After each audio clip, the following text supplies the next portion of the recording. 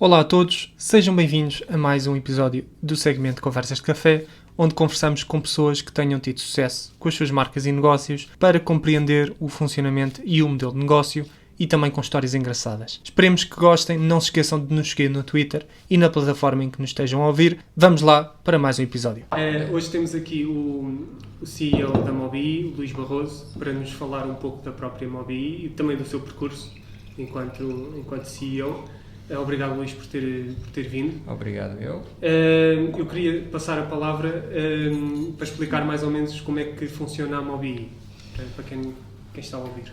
Bem, a Mobii é uma empresa pública que apareceu, que desenvolveu a sua atividade desde 2015. E porquê desde 2015? Como sabemos, a mobilidade elétrica em Portugal foi pioneira a nível mundial, com a emissão da primeira legislação em 2010 exclusivamente dedicada à mobilidade elétrica. No entanto, na primeira metade da década passada tivemos uma grave crise económica e financeira e basicamente tudo aquilo que foi feito entre 2010 e 2011 foi abandonado. E em 2014 a União Europeia sai com uma diretiva dedicada à mobilidade sustentável, onde a mobilidade elétrica era um fator importante, e sentiu-se necessidade de voltar a dinamizar em Portugal o projeto. Também estávamos na fase já de saída da Troika, e em 2015 o Estado decidiu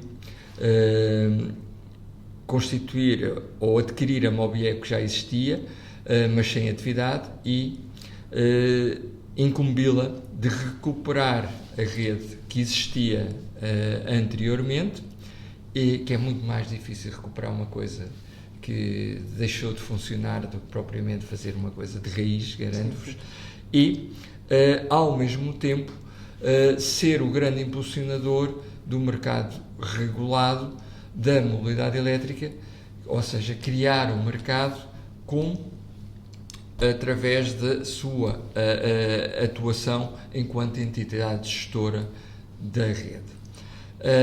E foi isso que aconteceu. No final do ano, como sabemos, houve uma mudança de governo, e o novo governo não só manteve aquilo que vinha de trás, como ainda achou que o desafio seria mais interessante, porque originalmente a rede, que nós chamamos a rede piloto, só abrangia 25 municípios, decidiu alargá-lo a todos os municípios do país, e incumbiu a Mobii de constituir ou instalar um posto de carregamento em cada um dos 277 municípios do continente, enquanto que as regiões autónomas eram, por sua incumbência, tinham a responsabilidade de ser elas a dinamizar isso, apesar de todos os postos estarem ligados a nós. E foi isso que a gente fez. Portanto, desde 2016, praticamente, recuperámos ou modernizámos 400 postos, 300 postos da rede inicial, substituímos 100 por uma tecnologia mais avançada e instalámos mais 202, de forma a que todo o país tivesse pelo menos um posto de carregamento em cada um dos municípios, desidrato que conseguimos a meados de 2020, quando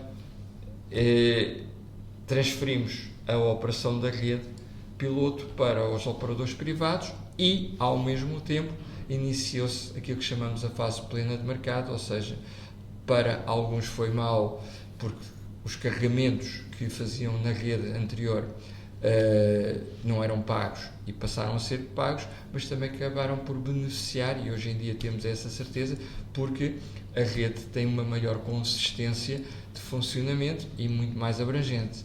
Se tivermos em consideração, nessa época haviam cerca de 850 postos na rede Mobii e atualmente são mais de 3.100.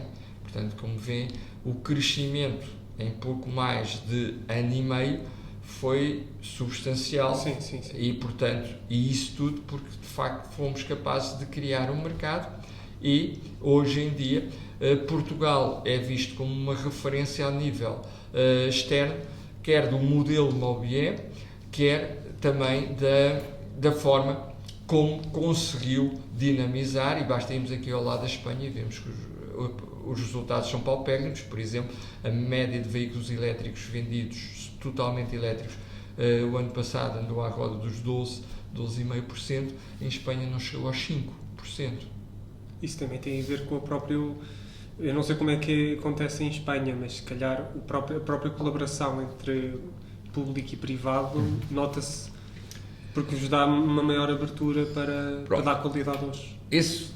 Aí teríamos que falar das vantagens que nem sempre são percebidas de termos o sistema que temos. O nosso sistema foi imbuído muito naquilo que foi a nossa experiência com o multibanco. O multibanco nasceu na década de 80, para si, Sim.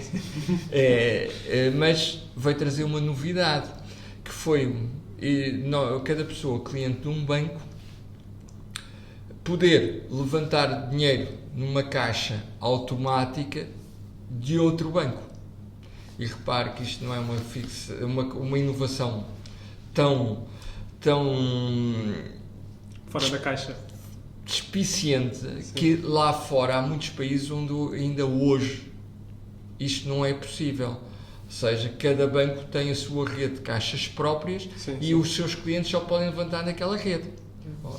Aqui foi exatamente o mesmo princípio que procurámos seguir na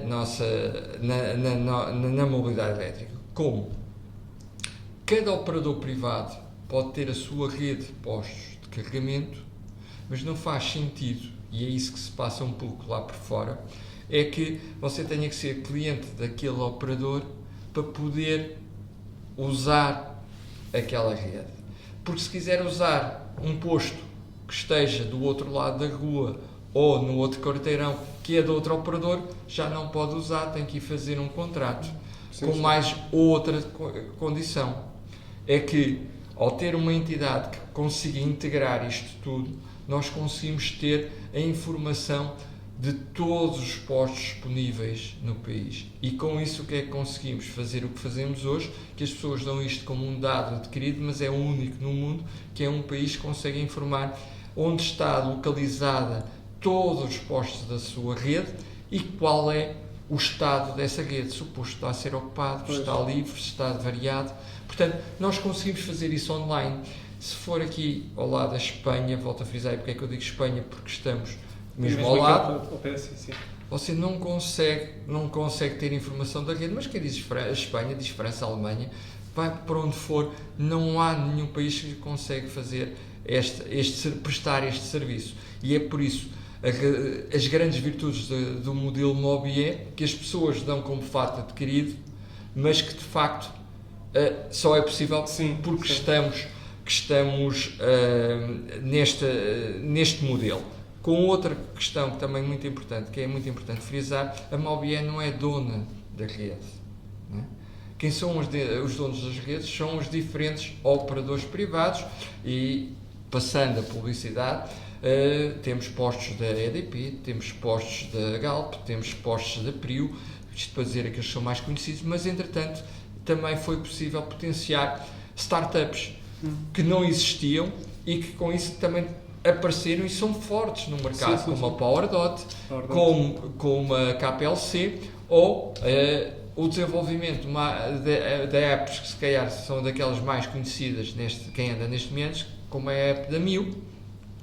E portanto são tudo empresas, estas últimas, que não existiam e que apareceram agregadas à nossa rede e que vêm a criar, e uma vez que me dizem que isto é um podcast de literacia económica, acho que é importante frisar isso, que vêm a criar empresas, que vêm a criar postos de trabalho, e atenção, postos de trabalho que criam valor, acrescentado. Mas temos também empresas que produzem e fabricam postos de carregamento, empresas portuguesas. Temos a IFASEC, que se calhar é mais conhecida, mas também temos a Magnum Cap, que é uma empresa portuguesa que também tem pós-carregamentos e estão disseminados na nossa rede. Portanto, tudo isto acaba por ser um fator fundamental e só é potenciado por haver, de facto, o nosso modelo. Porque se não houvesse o nosso modelo, o que nós íamos ter era o crescimento das empresas maiores que iriam fazer os seus negócios, porque as outras nunca teriam a oportunidade de fazer. E porquê é que têm essa oportunidade? Mais uma vez, do ponto de vista económico. É que uma empresa que se queira constituir neste setor, basta instalar um posto, ligar-se à Mobié e no dia seguinte tem uma base de clientes de toda a rede. Não precisa de fazer mais investimentos, porque a Mobié pode fazer todo a integração e toda a interoperabilidade. Ou seja, isto é um forte potencial para o desenvolvimento de startups e para a inovação, que também é outro campo muito importante. E agora saindo um pouco do próprio mercado, mas como é que é ser CEO da Mobié? Ou seja, eu pergunto, porque nós fazemos esta pergunta a todos os convidados, para saber, para quem está a ouvir, como é que é o papel do CEO, como é que é lidar com diferentes personalidades no dia-a-dia, a gestão de expectativas no local de trabalho. Muito bem. Temos que ver, estou nestas funções, eu costumo dizer que estou nestas funções, aliás, porque isto é uma empresa pública, portanto sou nomeado para o desempenho destas funções. Já tenho experiência na administração pública desde 2009, já passei por diversas empresas, comecei como CFO no Porto de Lisboa, no metro. Depois, em 2012, fui designado para CFO da Carris e do Metropolitano de Lisboa. Depois, em 2016, acumulei funções com a Transtejo e em 2017, devido à separação das empresas todas, fiquei no metro, não é? Costumo dizer, eu já tentei sair da administração pública 2 vezes e das 2 vezes muito rapidamente fui outra vez convidado. Da última vez saí em 2019, em finais de fevereiro, das minhas funções do metro e passado 4 ou 5 meses estava a tomar funções agora como presidente na Mobié. Uma empresa completamente diferente daquelas que eu vos disse, quer a nível de dimensão, quer a nível de projeto, e que eu costumo dizer para os meus amigos, e considero que todos que forem ouvir aqui esta entrevista também com meus amigos, que eu atingi o meu nível de incompetência, que não consigo sair da administração pública. Portanto, estou na administração pública, sou um incompetente inveterado da administração pública. Portanto, e o que é que me seduziu neste projeto e a voltar à Mobié? Para já, ser uma área completamente nova. E nisso foi fundamental para o desafio. Depois, a Mobié na altura não é o que era hoje. Na altura vivíamos com recursos muito mais pequenos, basta dizer, não é que a gente tenha muitos recursos, mas posso dizer que na altura nós tínhamos 4 pessoas a trabalhar connosco, a empresa era constituída de 4 pessoas e 2 administradores. Agora somos 13 pessoas e 3 administradores, portanto, praticamente triplicámos de dimensão, mas muito pequeno, enquanto que nas empresas anteriores que eu fui responsável operacional, que era da Carris, que era do metro.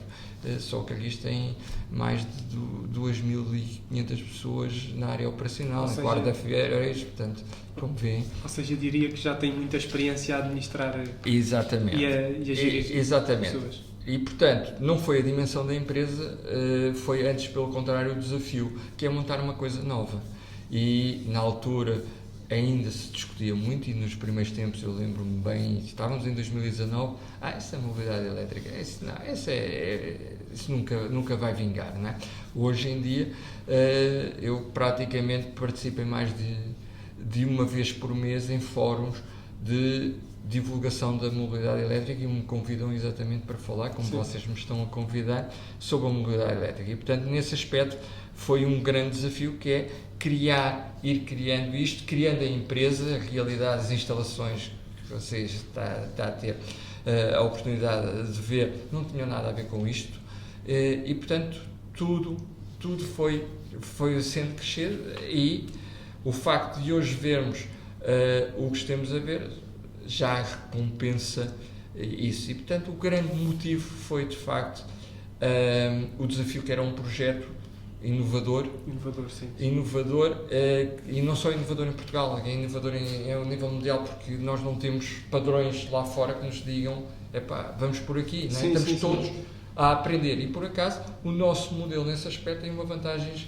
competitivas muito fortes relativamente aos outros. Até a União Europeia está neste momento a rever a legislação e vai transpor da diretiva de 94 que eu referi há pouco para um regulamento europeu. Isto, a nível jurídico, faz toda a diferença. Porquê? Porque uma diretiva tem que ser transposta para a legislação nacional, um regulamento é de aplicação direta nos Estados-membros. E, portanto, isto também mostra a importância que a União Europeia está a dar ao setor. E, digo eu, este regulamento vem imbuído de muitos daqueles que são os princípios do modelo português. Porquê? Como sabemos, a União Europeia assenta na mobilidade das pessoas, e o que eles querem é facilitar a mobilidade das pessoas. E facilitam como? É basicamente utilizando os sistemas que nós temos nos telemóveis. Sim. Que é, eu tenho um contrato cá em Portugal e vou utilizar as redes nos outros países com o mesmo contrato. Seja, nós não nos preocupamos quando vamos para fora, qual é o operador que funciona lá, porque sabemos que vai tudo atrás. Vai ser a mesma coisa, ou seja, o que eles querem é a interoperabilidade, é o roaming entre as diferentes redes. Ora, o modelo Mobi é isso, é um roaming entre as redes de todos os operadores. Sim. E que permite falar entre eles, e é isto que a União Europeia quer. Quais é que foram as suas primeiras, mesmo com a experiência que já tem como CFO, quais é que foram as suas primeiras dificuldades enquanto CEO da Mobi? Falou-me há pouco do facto de trabalhar com 4 pessoas e só ser um administrador no início, agora são 13 pessoas e serem 3 administradores agora. E, aliás, a Helena, que está aqui connosco, também me tinha dito que as vossas instalações são recentes. São. E quais é que foram as dificuldades iniciais enquanto CEO da Mobi? Portanto, a Mobi começou a sua atividade, conforme eu vos disse, em 2015, finais de 2015. E eu vim para cá em meados de 2019, mas ainda não era bem uma organização. Portanto, e aqui nas empresas públicas, aliás, temos visto nos últimos tempos a importância que é ter determinados padrões da organização quando estamos a gerir a causa pública. Tínhamos grandes dificuldades, não havia recursos e, portanto, não era propriamente uma organização, as pessoas acorriam às emergências e andávamos sempre atrasados. A verdade é essa, e, portanto, o facto de ter que organizar, obviamente que a experiência que eu trazia de trás foi muito importante, porque sabia como é que as empresas públicas funcionam, empresas com algum sucesso a nível nacional e não só, internacional, e, portanto, obviamente que não preciso montar aqui uma estrutura tão complexa, porque não é isso, mas começar a criar coisas tão simples como documentos internos de procedimentos, que não existia sequer, folhas de férias, as pessoas, praticamente cada um registava as suas férias, ou dizia que havia férias, portanto, ter relatórios de férias, e por aí fora. Portanto, temos hoje em dia um conjunto já de normativos internos e de burocracia, porque é essencial também para que as organizações sejam organizações, se não passam a ser desorganizações. Não é que não funcionam, mas têm que funcionar melhor. E, portanto, O grande desafio naquilo foi fazer a empresa raiz, instalações, procurar instalações, fazer design, mudar a imagem, temos uma assinatura, elaborámos um site novo, tínhamos um que quase ninguém usava, um site novo. Hoje em dia convido as pessoas a irem ao site e vão ver que a informação está lá toda, muitas da iliteracia que existe sobre a mobilidade elétrica pode ser ultrapassada com a informação que está no nosso site, e mesmo ao nível da informação de dados, que é outra preocupação que nós tivemos, nós desenvolvemos um projeto que chamamos Mobidata, e que tem um conjunto de dados organizados e facilmente perceptíveis por cada um dos visitantes. Está também no nosso site em separador separado. Foi um projeto, como eu digo, tem informação quer online do que é que está a acontecer na rede, quer histórica, e convido-os a ver, e aquilo demorou um ano em projeto, porque nós temos muitos dados, nós estamos a recolher permanentemente os dados da rede, e ter muitos dados às vezes é sinónimo de complexo, sim. Pensar como é que a organizamos e como é que tornamos esta informação útil para terceiros, e portanto o resultado foi aquele, vai ser atualizado e no futuro vamos melhorar certamente, mas todo este processo construtivo tem sido desafiante, poucos recursos, não somos uma empresa pública ao nível das outras, ao nível de recursos, não temos gorduras, antes temos só pele e osso, mas vamos conseguindo fazer coisas e portanto, e pôr as pessoas a trabalhar é extremamente exigente, e, sobretudo ainda para mais vivemos depois uma época de pandemia. Sim. Para vocês terem uma ideia, uma vez que focam também as questões organizacionais, a empresa foi autorizada a admitir pessoas, nós metemos, portanto, mais 9 pessoas em 2020. Estávamos numa altura de pandemia, sim. Em que estávamos todos fechados em casa, né? As pessoas foram entrevistadas, começaram a trabalhar em casa, sem conhecerem praticamente a empresa, e já que falou na Helena, a Helena foi uma das pessoas que entrou em outubro desse ano, e se calhar a gente viu-se, por acaso foi, mas houve pessoas que eu só vi ao fim de 2 ou 3 meses estarem a trabalhar ao vivo, porque o resto era através de Teams, e que é a plataforma que a gente usa aqui prioritariamente. Portanto, criar uma cultura de empresa, criar um grupo de trabalho, definir padrões de funcionamento, e no limite criar uma organização, foi extremamente desafiante, ainda mais nestas condições. E agora uma última pergunta. Tem alguma vez aconteceu alguma coisa engraçada quando eu digo clientes, com entidades que queiram integrar a rede, assim, enquanto CEO da Mobi, para também dar uma parte mais engraçada, quer dizer, eu não chamaria engraçada, mas caricatas, sim, tivemos situações caricatas ao longo do nosso percurso, e a Mobi, enquanto na sua função de instaladora, é a empresa que mais experiência tem em instalar postos de carregamento. Aliás, somos praticamente, fora os municípios que também instalam postos na rua, nós é que somos a empresa que instalamos postos na rua. A maior parte dos operadores têm vindo a instalar em espaços que a gente chamamos, são públicos, mas são controlados, como centros comerciais, postos de abastecimento, portanto é mais fácil instalar lá. Mas tivemos ao longo do processo, por exemplo, talvez as situações mais caricatas que tivemos, foi instalarmos, falámos que todos os projetos eram vistos com os municípios, com a empresa que faz a ligação à rede de distribuição nacional, que atualmente é redes, antes era EDP Distribuição. Portanto, isto envolve uma grande burocracia, demora tempo, mas chegou-se todos à concordância, projetos feitos, projetos aprovados, licenciamentos de obras, licenciamentos de tudo.